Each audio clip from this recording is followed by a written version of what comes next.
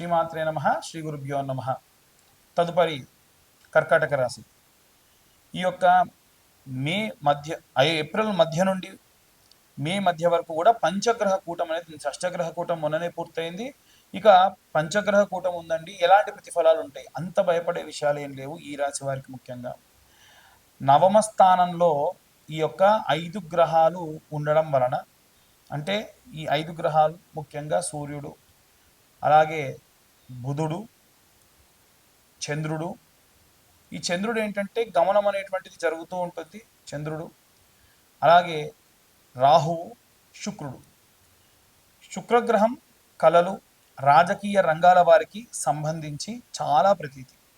వీరికి ప్రాజెక్ట్స్ అన్నీ కూడా మ్యాక్సిమం అయిపోయి లాస్ట్ మూమెంట్లో వీరి నుంచి ఏవైనా కండిషన్స్తోని ఈ ప్రాజెక్ట్ నుంచి వీళ్ళని పంపించే ప్రయత్నం చేస్తారు. అయినా సరే మీరు నిలదొక్కుని ప్రాజెక్ట్లో ఉండి మంచి పేరు కూడా సంపాదిస్తారు. రాజకీయాల్లో కూడా ఆఖరి వరకు ఒక మనిషి పేరు చెప్పి ఆఖరి మూమెంట్లో ఆ మనిషిని తీసేస్తే ఎలా ఉంటుంది? ఈ పరంగా కొంచెం ఇబ్బంది పడతారు. చాలా జాగ్రత్తగా ఉండండి. ఇక ఎవరైతే వ్యాపారస్తులు ఉన్నారో వారికి బుధగ్రహానికి సంబంధించి అధిపతి కాబట్టి బుధుడు నవమ స్థానంలో సంచరించడం వలన గోచార రీత్యా నో లాస్ నో ప్రాఫిట్గా ఉంటాడు. అంత తీవ్రమైనటువంటి ఇబ్బందులు ఏమీ ఉండవు.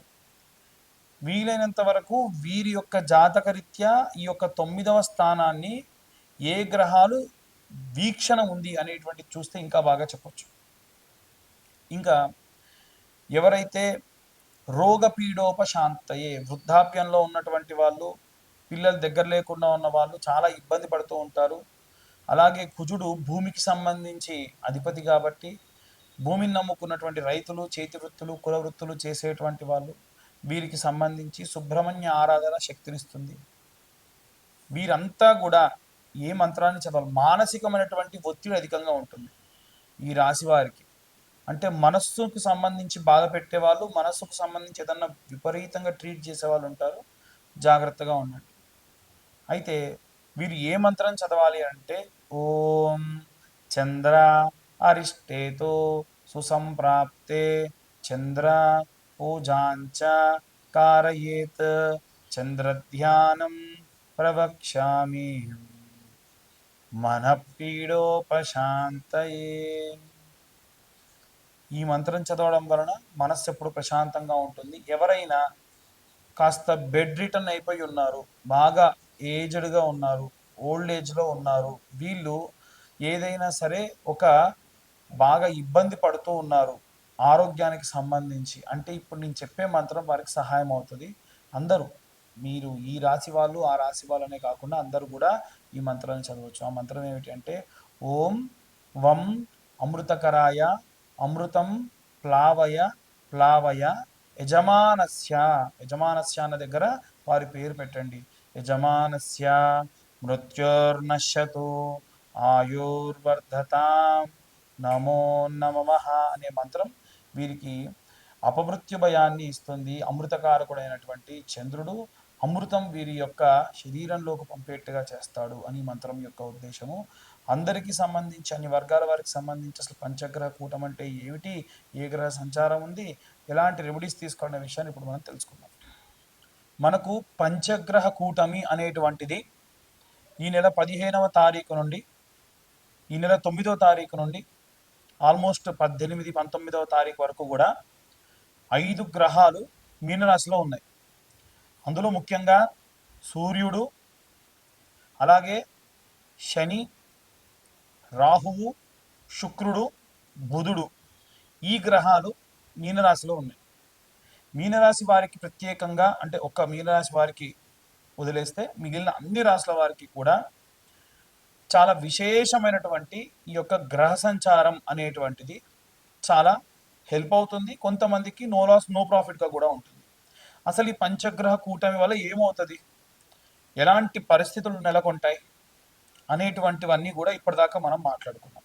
అయితే ఈ యొక్క పంచగ్రహ కూటమి 17వ తారీఖు పూర్తవుతుందో లేదో 25వ తారీఖు అంటే సూర్య గమనం అనేటువంటిది ప్రారంభమవుతుంది.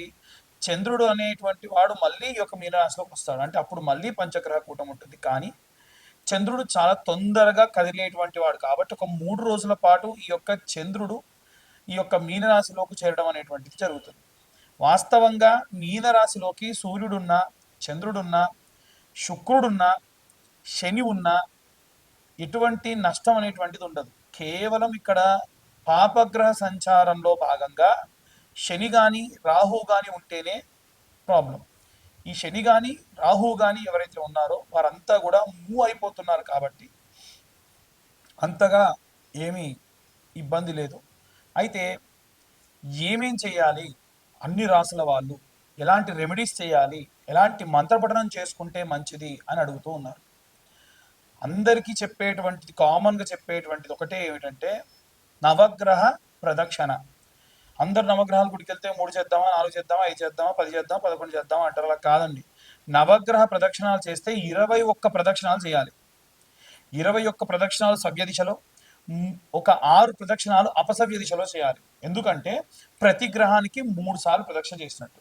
అప్పుడు ఎన్ని ఉన్నాయి? 9 గ్రహాలు ఇంటూ 3 అంటే 27. ఇప్పుడు 27 గ్రహాల్లో కూడా ఈ యొక్క 7 గ్రహాలకు మాత్రమే 3 ప్రదక్షిణాలు చొప్పున చేసి, రాహుకేతువులు ఎప్పుడు కూడా యాంటీ క్లాక్ వైజ్ డైరెక్షన్లో తిరుగుతూ ఉంటారు. పాపగ్రహ సంచారం కదా, వాళ్ళు ఎప్పుడు రివర్స్ అనమాట. అంటే ముందు నుంచి కాకుండా వెనక నుంచి రావడము, ఏదైనా సరే కుడి చేత్తో కాకుండా ఎడమ చేత్తో చేయడం, ఇలాంటివి చేస్తూ ఉంటారు. కాబట్టి వీరికి మనం ప్రదక్షిణ కూడా అపసవ్య దిశలో చేయాలి. దీని వలన జాతక రీత్యా మనకు రాహుకేతువుల మధ్యలో వేరే ఏ గ్రహాలైనా బంధనమై ఉన్నా, ఒకవేళ ఏ గ్రహాలైనా పాపగ్రహంతో కలిసి ఉన్నా, ఎటువంటి గ్రహాలైనా సరే ఈ యొక్క పాపగ్రహాలతో బంధనమై ఉండి కూడా మనకు నెగిటివ్ రిజల్ట్స్ ఇచ్చేటువంటి ఉంటే కూడా ఈ ప్రదక్షిణాలు చేయడం అనేటువంటిది కాస్త శక్తినిస్తుంది. చిన్నపిల్లల దగ్గర నుండి వృద్ధుల వరకు, అంటే చదువుకునే విద్యార్థులు కానీ, గృహిణులు కానీ, ఉద్యోగస్తులు కానీ, వ్యాపారస్తులు కానీ, విడివిడిగా ఏం లేదండి, అందరికీ కామన్గా ఒకే ఒక్క విషయం ఏమిటంటే ఆదివారం నాడు పిరికెడు గోధుమలు ఒక తమలపాకు కానీ ఏదన్నా ఆకు డొప్పలో వేసి దానిపైన ₹1 బిల్ల నిలబెట్టి సూర్యగ్రహానికి నివేదన చేయండి. అదే గనక సూర్యగ్రహం నవగ్రహాల మధ్యలో ఉంటుంది. అదే మీరు చంద్రుడికి చేయాలంటే సోమవారం నాడు పిరికెడు బియ్యం తీసుకెళ్ళి ఒక ఆకుడొప్పలో వేసి, లేదా ఒడ్లుంటే ఒడ్లు తీసుకెళ్ళి ఆకుడొప్పలో వేసి చంద్రుడి దగ్గర పెట్టి ₹1 బిల్ల దాంట్లో నిలబెట్టండి. బెల్లం అనేటువంటిది నవగ్రహాలకి నివేదన చేస్తే చాలా మంచిది. ప్రతి ఒక్క గ్రహం దగ్గర ఇంత బెల్లం ముక్క పెట్టండి. ఇంతకు మించి మీరు నవగ్రహాలకు చేసేది ఏమీ లేదు. విగ్రహాలు అధికంగా తాకకుండా ఉంటే మంచిది. అలాగే కుజగ్రహం దగ్గరికి వెళ్తే కందులు కానీ, కందిపప్పు కానీ ఆకుడొప్పలో వేసి ₹1 బిల్ల పెట్టి ఒక బెల్లం ముక్క పెట్టి నివేదన చేయండి, చూపించండి, అంతే సరిపోతుంది. అలాగే బుధగ్రహానికి పూజ చేసినప్పుడు పెసర్లు, పిరికెడు పెసర్లు తీసుకొని ఆకుడొప్పలో లేదా తమలపాకులో వేసి ₹1 బిల్ల వేసి బుధగ్రహం ముందు పెట్టండి. అలాగే శనగలు తీసుకొని వెళ్ళి గురుగ్రహం ముందు పెట్టండి. అలాగే ₹1 బిల్ల బెల్లం కామన్ అన్నిటికీ కూడా. శుక్రగ్రహం దగ్గరికి వెళ్తే బొబ్బెర్లు లేదా అల్చందలు అంటారండి. ఈ బొబ్బెర్లు తీసుకొని వెళ్ళి పిరికెడు బొబ్బెర్లు వేసి దాంట్లో ₹1 బిల్ల వేసి పెట్టండి. శని గ్రహం దగ్గరికి వెళ్ళినప్పుడు మాత్రం విగ్రహాన్ని ఎట్టి పరిస్థితుల్లో ఆడవాళ్ళు తాకొద్దు, మగవాళ్ళు కూడా తాకుండా ఉంటే మంచిది. పిరికెడు నువ్వులు, దాంతోపాటు ₹1 బిల్ల, ఆ ₹1 బిల్ల కూడా వీలైతే స్టీల్, అంటే ₹1, ₹2 లాంటివి అయితేనే బెస్ట్. ₹5 పెట్టకండి. పెట్టి దాంట్లో బెల్లం ముక్క పెట్టి ఇంతంత నువ్వుల నూనె శనేశ్వరుడు పై నుంచి పోయండి. ఆవ నూనె పోసినా మంచిదే. నల్ల రంగు ధాన్యం నుండి వచ్చినటువంటిది ఏ నూనె పోసినా శనికి చాలా ఇష్టం. ఇక రాహుకైతే మినపపప్పు లేదా మినుములు వేసి ₹1 బిల్ల వేసి ఇంతంత ఆ యొక్క బెల్లం ముద్ద పెట్టేసి నమస్కరించుకోండి. అలాగే కేతువుకైతే ఉలవలు, నల్ల రంగులో ఉండేటువంటి ఉలవలు ఉంటాయి కదా, ఈ ఉలవలు ఓ పిరికెడు ఆకుడొప్పలో వేసి లేదా తమలపాకులో వేసి ₹1 బిల్ల దాంట్లో పెట్టేసి ఇంత బెల్లం నైవేద్యంగా పెట్టండి, చాలు. ఈ షష్టగ్రహ కూటములు, పంచగ్రహ కూటములు, జాతకరీత్యా ఉన్న దోషములు ఇవన్నీ పోవడానికి ఒక్క వారం పాటు మనకు సోమవారం నుండి ప్రారంభిస్తే, మళ్ళీ లేదా ఆదివారం నాడు ప్రారంభిస్తే ఈ యొక్క శనివారం వరకు ఈ రెమెడీస్ చేసుకుంటే సరిపోతుంది. ఇప్పుడు మీ అందరికీ డౌట్ వస్తుంది, ఏమిటంటే ఉన్న గ్రహాలు 9 అండి, మీరు చెప్పిందేమో వారం రోజులు ఎలా చేయాలి? మంగళవారం నాడు రాహుకేతువులకు చేసేయచ్చు, కుజుడితో పాటు రాహుకేతువులకు చేయొచ్చు. లేదు ఆదివారం నాడే సూర్యుడితో పాటు రాహుకేతువులకు కూడా చేయొచ్చు, ఎటువంటి దోషం లేదు. ఇక అందరూ మంత్రపఠనం చేయాలి అనంటే ఏం చేయాలి అనంటే ఓం ఆదిత్యాయ చ సోమాయ మంగళాయ బుధాయ చ గురు శుక్ర శనిభ్యశ్చ రాహవే కేతవే నమః అనే మంత్రం చదువుతూ ప్రదక్షిణ చేయాలి. మీరు ఏ రోజు నవగ్రహ దేవాలయానికి వెళ్ళినా నేను చెప్పిన విధంగా. ఇంకొకటి, దేవాలయం మూసే సమయానికి వెళ్ళకండి. ఉదయాన్నే వీలైతే 7-8 గంటల వరకు దేవాలయానికి వెళ్ళే ప్రయత్నం చేయండి. లేదా గృహిణులు ఉంటారు పాపం, ఇంట్లో అందరికీ వంటలు అవి చేసి పంపించాలి కాబట్టి 9-9:30 ప్రాంతంలో వెళ్ళండి. దాని వలన కాస్త ప్రశాంతంగా ఉంటారు. ఇక చాలామంది మీ మీ యొక్క పేర్ల గురించి అడుగుతున్నప్పుడు మీ పేర్లు చెప్పి వాటికి సంబంధించి జాతకం చెప్పమంటున్నారు. పేరు బలం మీద జాతకము 100% ఎవరు చెప్పరు. అలా చెబుతానని చెబితే నమ్మొద్దు. నేను చెప్తానని చెప్పినా నమ్మకండి అనే చెప్పా గతంలో, ఇప్పుడు చెప్తున్నా.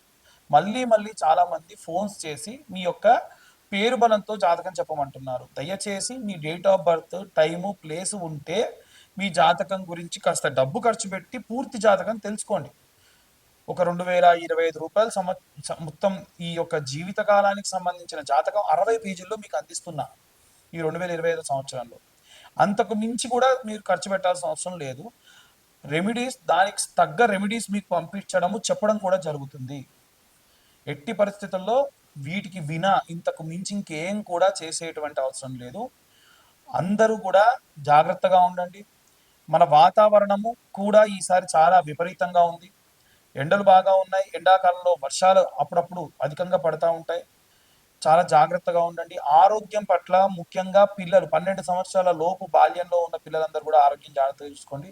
సర్వే జనా సుఖినో భవంతు. స్వస్తి.